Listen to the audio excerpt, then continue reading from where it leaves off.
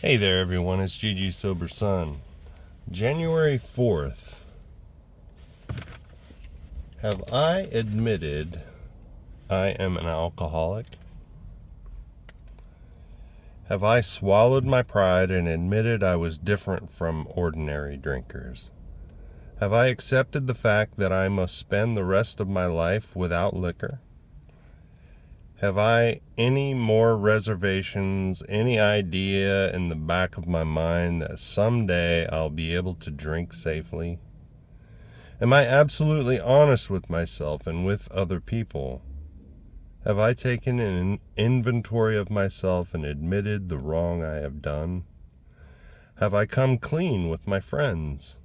Have I tried to make it up to them for the way I have treated them?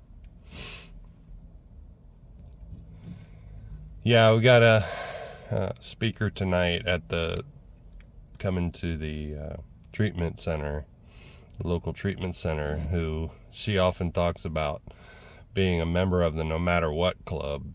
No matter what, I will avoid picking up that drink. And until such time as we become members of the No Matter What Club, it's always an option. It should always be the case that no matter what, every day I don't pick up a drink, I'm in with the chance. I have an opportunity to learn and love and grow through my problems, through the problems, not be rescued from them, but grow through them. And I've seen that happen a lot, and I have an opportunity to make it up to my friends for the way I've treated them, and that just keeps getting better and better. It's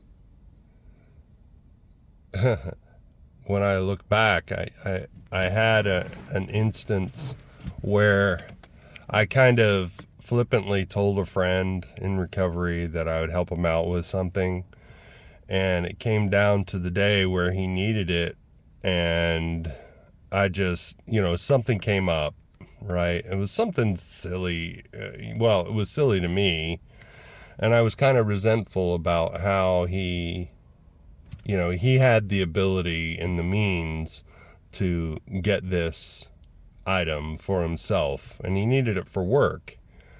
And, for as much as we need it, okay, I'll just say it straight out. It was a label maker. Needed a label maker, right? And doing the type of work that I do, which is IT work, we have to label a lot of things, so it's handy to have a label maker, even if I don't use it for every job. So anyway, he asked, could I make him a label? And I said, okay. And I waited and I waited and I waited. And on the day when we were getting together and I was going to give him the label, I was sitting in the car and I went to print out the label and my batteries were dead. And I didn't have any spare batteries. And then my other buddy who was having lunch with us walked up to the car, and I got distracted and didn't even, Anyway, there was several things that happened, and so he had to go buy his own label maker, and after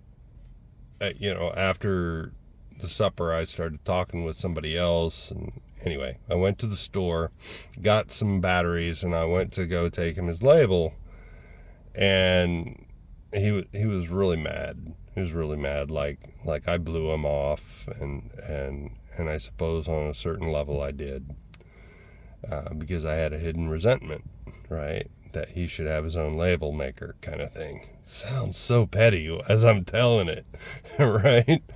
But because he was so upset with me, and I was upset that he was upset, clearly, because he was a good friend. And I can blame it on ADHD and all that, right? But I could have prioritized it a little better. So that got me to really think about, and that's something that could have just been like, I could have gone and gotten drunk at him kind of thing, and angry or hurt. And, I'm just such a piece of crap, that I'm going to go and drink to numb the pain kind of thing of my failure to be a good friend kind of thing. But what that did was because I avoided that action, I really had to step back and reassess my priorities, my friendship priorities in my life. And I realized that my sponsor, who was dying of liver failure kind of thing, I had not really prioritized spending time with him because I made all kinds of different excuses of like, oh, I don't want to encroach on the family time and stuff like that. It's really important for him to have time with his son and his wife and all this stuff, and he's basically at home on hospice. But this did, because I chose to avoid doing what alcoholics do and drink my problems, I refocused on the most important relationship at that time. And I basically inserted myself into my dying sponsor's life, end of his life. And I was pretty much there every day until he passed. And so this is what happens. Like I said, you grow through problems. You grow through conflict. And then I can look back now, and not to pat myself on the back, but it's like, yeah, dude, you AA'd the shit out of that problem, as one of my buddies says, like, you work the program and you can look back and know that you did the next right thing. And you, as one of my favorite psychologists says, you at least didn't make a bad situation worse. You actually added to brought some good to a bad situation. I got to know my sponsor's son through that, and since we've gone to a basketball game together, something that he and his dad used to do together, and me and his dad used to do together. And I've had lunch with his widow since then, and it's just like, man, they talk about, you want self-esteem, do esteemable things. But that's all part of making it up to my friends for the way I've treated them or neglected them in the past. And this program really works. Meditation for the day. I will believe that fundamentally all is well. Good things will happen to me.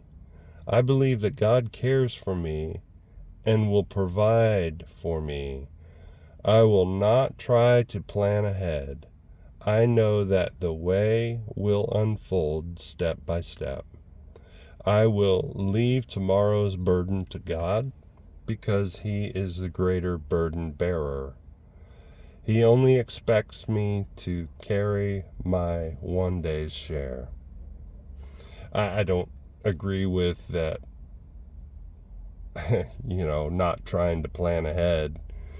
I had a very dear old timer say one time, planning is a present tense activity. I can plan, but know that, plans change, that, just as I reprioritized, re-examined my friendship priorities, when I hurt the feelings of one of my friends, got me to realign my priorities, my friendship priorities, to the most important one at that time. Planning can change. Plans change. But to not have a plan means I'm drifting. And I've done a lot of that in my life. And I really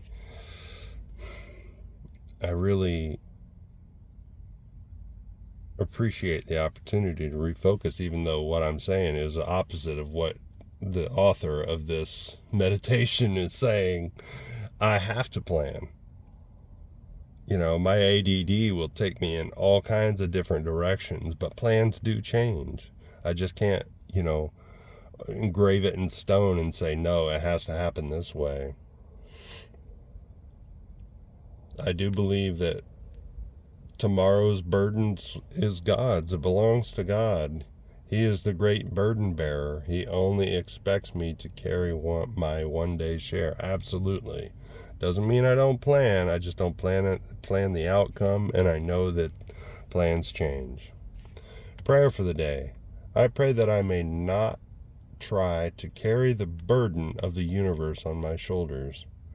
I pray that I may be satisfied to do my share each day. And I would say amen to that. Amen to that. I'll keep coming back. I hope y'all do too. Love you.